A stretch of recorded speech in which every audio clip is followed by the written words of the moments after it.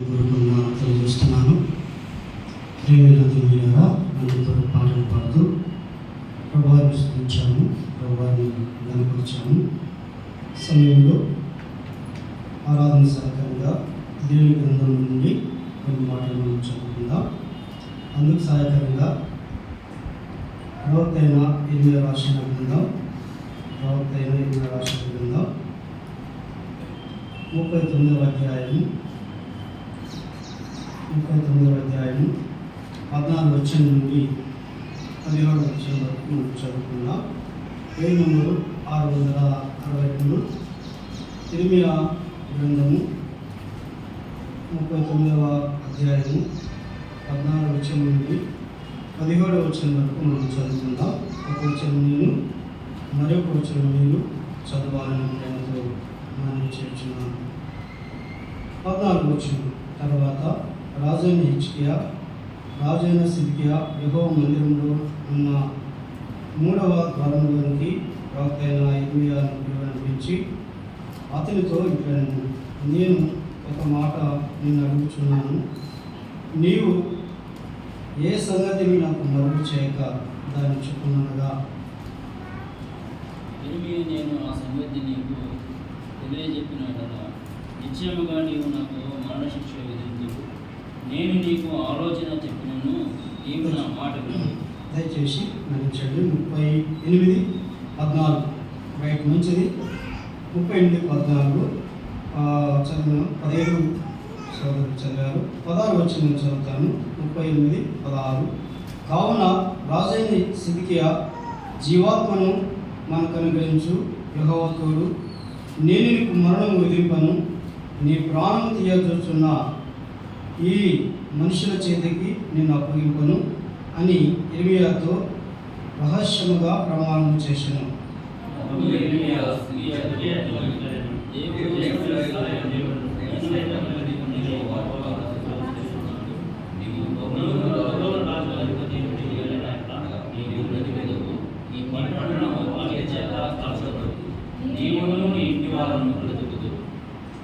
పదవ వచనం మనం అందరం గట్టిగా ఒకసారి చదువుకుందాం.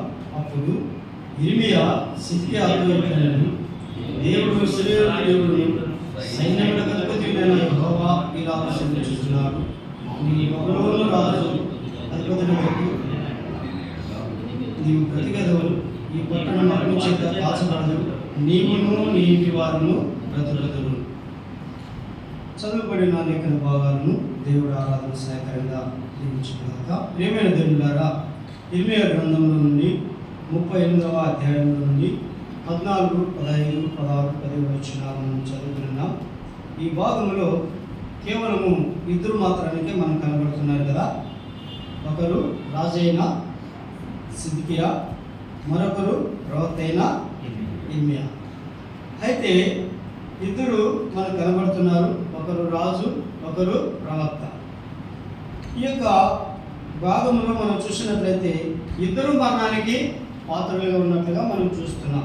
చూడండి, 15 వచనం మనం చదువుకుందాం. 38:15లో ఇర్మియా, నేను ఆ సంగతి నీకు తెలియజేసినట్లా నిశ్చయంగా నువ్వు నాకు మరణశిక్ష.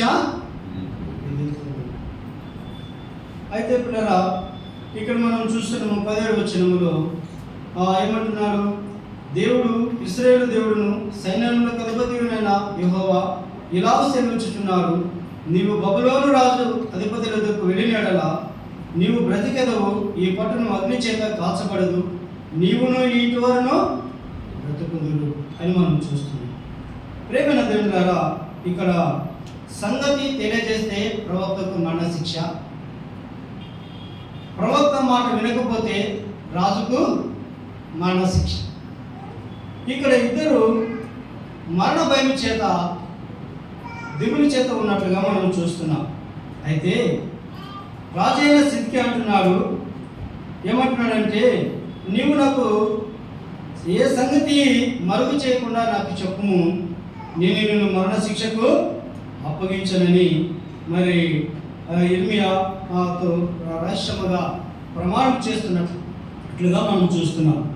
అయితే ప్రియులారా, ప్రవక్త ఇర్మియా అంటున్నాడు, దేవుడును ఇశ్రాయేలు దేవుడును సైన్యములకు యెహోవా ఇలా సెలవిచ్చుచున్నాడు అని చెబుతూ ఏమంటున్నాడంటే, నీవు బబులోను అధిపతి వద్దకు వెళ్ళిన యెడల నువ్వు బ్రతికెదవు, ఈ పట్టణం అగ్ని చేత కాల్చబడదు, నీవును నీ ఇంటి వారును బ్రతుకుదురు అనే మాటలు మనం చూస్తున్నాం. ప్రేమైన దేవులారా, ఈ భాగాల్లో ఇరువురు మనకు కనబడుతున్నారు. ఇరువురు, ఒకరు రాజైన సిద్కియా, ఒకరు ప్రవక్త అయిన ఇర్మియా అని మనం చూస్తున్నాం.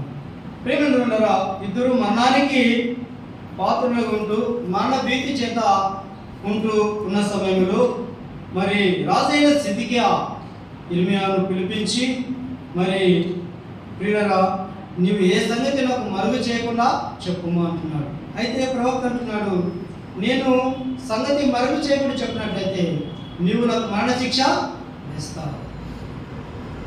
చూడండి ప్రేమ దేవులారా, ఈ భాగంలో మన ప్రభువైన యేసుక్రీస్తు సిద్కియా రాజైన సిద్కియాకు సూచనగా ఉన్నాడు. అయితే మనము ప్రవక్త స్థానంలో మనం ఉన్నాము. ప్రియులారా, మరి ఈ ఇరువురు ఏ పాపం చేయలేదు, కానీ ఈ ఇరువురు దేవుని యొక్క శిక్షకు మరి పాత్రలు కారు. కానీ వీరు దేవుని ప్రవక్త మాట వినకపోతే రాజైన సిద్కియా మరణానికి అప్పగించబడతాడు, పట్టణం కాల్చేయబడుతుంది. అయితే ప్రియులారా, ప్రవక్త సంగతి తెలియజేస్తే ప్రవక్త శిక్ష ఉంది. చాలా భయంకరమైనటువంటి పరిస్థితులు వీరు ఉన్నప్పుడు వీరు ఒకరి చేత ఒకరు ప్రమాణాలు చేసుకుని ఆ మరణ శిక్ష నుండి మరి విడిపించబడుతున్నట్లుగా మనం చూస్తున్నాం. ప్రేమైన దేవులారా, నిజంగా మనం కూడా పాపమనొచ్చు జీతము మరణమని లేఖనాలు మనం చూస్తున్నాము. ఆజ్ఞ అతిక్రమమే పాపమని చూస్తున్నాం. పాపము చేయ ప్రతివాడు పాపమునకు దాసుడు అని మనం చూస్తున్నాం. పౌలు ప్రియులారా, ఎఫెసీయులకు రాసిన పత్రికలో 2వ అధ్యాయము 1వ వచనం ప్రకారం మీరు మీ అపరాధముల చేతను పాపముల చేతను మీరు సచ్చిన వారని మనం చూస్తున్నాం. అవును ప్రియులారా, నిజంగా మనము కూడా మరి మరణానికి పాత్రలో మనం. ప్రవక్త ఇక్కడ మనం చూసినట్లయితే పాపము చేయలేదు, అయితే సంగతి తెలియజేస్తే పాపానికి మరణ శిక్షకు పాత్రుడు అవుతాడు. అయితే పిల్లరా, నిజంగా మనమైతే పాపులం, మనమైతే నీచులం, మనమైతే దుర్మార్గులం, మనమైతే మునుపు దేవునికి దూరస్తులం, దేవుని ఉగ్రతకు పాత్రులం. అయితే రాజైన సిద్కియా రాజు మరణ శిక్ష భరించడు, కానీ మరణ శిక్ష విధిస్తాడు. రాజు మరణ శిక్ష విధిస్తాడు, కానీ మరణ శిక్ష భరించడు. అయితే ఇక్కడ రాజుకు మరి ప్రవక్త యెహోవా తెలియజేసిన మాటలు వినకపోతే అతడు మరణమవుతాడని మనం చూస్తున్నాం. ప్రేమైన దేవులారా, ఈ భాగాల్లో మన ప్రభు అయినటువంటి మనం ఆరాధిస్తున్నటువంటి దేవుడు ఎంత గొప్పగా ఘనుడిగా కనబడుతున్నాడో 16వ వచనంలో రాజైన సిద్కియా తెలియజేస్తున్నాడు. ఏమంటున్నాడంటే, కావున రాజైన సిద్కియా జీవాత్మను మనకు అనుగ్రహించు యెహోవా తోడు. ఎవరండి అయినా? జీవాత్మను అనుగ్రహించు యెహోవా తోడు. రాజైన సిద్కియా దేవుని గురించి ఒక గొప్ప సంగతి పలుకుతున్నాడు. జీవాత్మను అనుగ్రహించు యెహోవా తోడు. నీవు ఆ సంగతి తెలియజేస్తే నిన్ను మరణ శిక్షకు అప్పగించాను. అదేలాగున ప్రవక్త అయిన ఇర్మియా కూడా ఏమంటున్నాడు చూడండి. అప్పుడు 17వ వచనం, ఇర్మియా సిద్కియాతో ఇట్లా, నేను దేవుడు మహాదేవుడును ఇశ్రాయేలు దేవుడును అనే మాట మనం చూస్తున్నాం. దేవుడు ఇశ్రాయేలు దేవుడును. చూడండి, అక్కడ 2 ప్రత్యేకమైనటువంటి పదాలు దేవుడి గురించి పలుకుతున్నాడు. దేవుడు అంటే ఆయన సృష్టికర్త, ఆయన సర్వాధికారి అని మనం అనుకోవచ్చు. ఇశ్రాయేలు దేవుడు అంటే ఇశ్రాయేలుకు దేవుడు. ఇశ్రాయేలు పట్ల దేవుడు చేసిన మేలును, దేవుడు చేసిన కార్యాలను తెలియజేస్తే ఏమంటాడంటే దేవుడును ఇశ్రాయేలు దేవుడును అనే మాట అంటున్నాడు. మరొక మాట ఏమంటాడంటే సైన్యములకు అధిపతి అయిన యెహోవా దేవుడు, సైన్యములకు అధిపతి అయిన యెహోవా దేవుడు అని మనం చూస్తున్నాం. ప్రేమ దేవులారా, మరి నిజంగా మన దేవుడు ఎంత గొప్పవాడు, ఎంత ఘనుడో, ఎంత శ్రేష్ఠుడో మనం చూస్తున్నాం. ఎంత యోగ్యుడో, ఎంత మరి సైన్యాధిపతిగా మనము చూస్తున్నాం. ప్రియులారా, ఆయన పేరులో ఒక పేరు సైన్యములకు అధిపతి అయిన యెహోవా. ఆయన పేరులో ఒక పేరు ఇశ్రాయేలు దేవుడు. అందుకే లేఖనాలు ఒక మాట మనం చూస్తున్నాం, ఇశ్రాయేలును కాపాడేవాడు కునుకడు నిద్రపోడని మనం చూస్తున్నాం. కాబట్టి ఈ భాగాల్లో మన ప్రభువారు మనం ఆరాధిస్తున్న దేవుడు ఎంతో ఘనుడుగా కనబడుతున్నాడు. అయితే పిల్లరా, మరి ఇర్మియా ప్రవక్తకు సంగతి తెలియజేస్తే మరణము, ప్రవక్త చెప్పిన మాట వినకపోతే సిద్కియా రాజుకు మరణము అన్నట్లుగా మనం చూస్తున్నాం. ప్రేమదేవులరా, ఏదైనప్పటికీ మనము కూడా పాపము చేత అపరాధముల చేత చచ్చని స్థితిలో ఉన్నటువంటి వారిని, మన పాపాలను బట్టి మనము కూడా మరణానికి పాత్రులం. మన పాపాలను బట్టి మనం కూడా మరణానికి పాత్రులం. అయితే పిల్లరా, మరి రాజైన సిద్కియా ప్రవక్త చెప్పిన మాట వినకపోతే మరణానికి పాత్రుడు అన్నట్లుగా మనం చూస్తున్నాం. అక్కడ అంటున్నాడు, నీవు బ్రతికెదవు, ఈ పట్టణం అగ్ని చేత కాల్చబడదు, నీవును నీ ఇంటి వారును బ్రతికెదవు. అయితే నీవు పగులును అధిపతులకు వెళ్ళి నీడలా నీవు బ్రతుకుతావు, నీ పట్టణము కాల్చేయబడదు, నీవును నీ ఇంటి వారును బ్రతుకుదురు అనే సంగతిని ఇర్మియా తెలియజేసినట్లుగా మనం చూస్తున్నాం. ప్రేమైన దేవులారా, ఈ భాగంలో మనం చూసినట్లయితే మనము పాపులము. అయితే పాపం ఎరుగిన ఆయన, రాజాది రాజు అయినటువంటి ఆయన, రాజులకు రాజును ప్రభులకు ప్రభు అయినటువంటి ఆయన మరణానికి యోగ్యుడు కాదు, మరణ శిక్షకు అనుభవించడానికి అర్హుడు కాదు. అయితే మన పాపాలను బట్టి, మన దోషాలను బట్టి మనము కూడా మన యొక్క పాపమైన సంగతి తెలిసినప్పుడు మనము మరణానికి పాత్రులం. అయితే మరణానికి పాత్రమైన మనలను మరణ శిక్ష నుండి విడిపించడానికి పరమ రారాజైనటువంటి యేసుక్రీస్తు వారు, యూదుల రాజుగా పుట్టినటువంటి యేసుక్రీస్తు వారు మనల్ని విడిపించడానికి, మనల్ని పాపముని మరణం నుండి తప్పించడానికి ఆయన ఈ లోకానికి వచ్చినట్లుగా మనం చూస్తున్నాం. నశించిన దాని వెలుగు రక్షించుటకు మనిషి కుమారుడు వచ్చెను అని మనం చూస్తున్నాం. మరణానికి పాత్రులమైన మనలను మరణం నుండి తప్పించడానికి, మరణం నుండి జీవంలోనికి మనం దాటించడానికి, మనకు నిత్య జీవం దయచేయడానికి ఆయన మరణము లేని రారాజు, మరణంపై జయం సాధించు రారాజు ఆ ప్రభువారు మనకు ఈ లోకానికి ఎలా పుట్టాడు? ఆ జ్ఞానులు ఏమన్నారండి? యూదుల రాజుగా పుట్టినవాడు ఎక్కడ ఉన్నాడు? ఆయన యూదుల రాజుగా పుట్టాడు. ఆయన యూదుల రాజుగా పుట్టాడు. ప్రియులారా, ఆయన సామాన్యమైన మానవుడుగా పెరిగాడు. అయితే ఆయన దేవుని కుమారుడుగా జీవించి ఎన్నో గొప్ప కార్యాలు చేసి, ఎన్నో మహిమలు చేసి, చివరకు నా పాపముల కొరకు ఆయన పాపము లేని రాజు, పరిశుద్ధుడైన రాజు, నీతిశూరుడైన రాజు, రాజులకు రాజు. అయితే ఆయన అప్పగించబడిన రాజుగా మనం చూస్తున్నాం. ఆయన కొట్టబడిన రాజుగా మనం చూస్తున్నాం. ఆయన విడవబడిన రాజుగా మనం చూస్తున్నాం. ఆయన గాయపరచబడిన రాజుగా మనం చూస్తున్నాం. ఆయన ఏమీ లేని వాడుగా అప్పగించబడి రిక్తుడైన రాజుగా మనం చూస్తున్నాం. శిలువలో 3 మేకుల చేత కొట్టబడిన రాజుగా ఆయన మనం చూస్తున్నాం. ఆయన శిలువ మీద ఒక పేరు రాయబడినట్లుగా కూడా మనం చూస్తున్నాం. ఆయన యూదులకు రాజు అని కూడా పేరు రాయబడినట్లుగా మనం చూస్తున్నాం. కాబట్టి ప్రేమికులారా, రాజుకు మరణశిక్ష విధించడానికి ప్రియులారా ఎవరి చేత కాదు, కానీ అయితే మనమే మరణానికి పాత్రులం.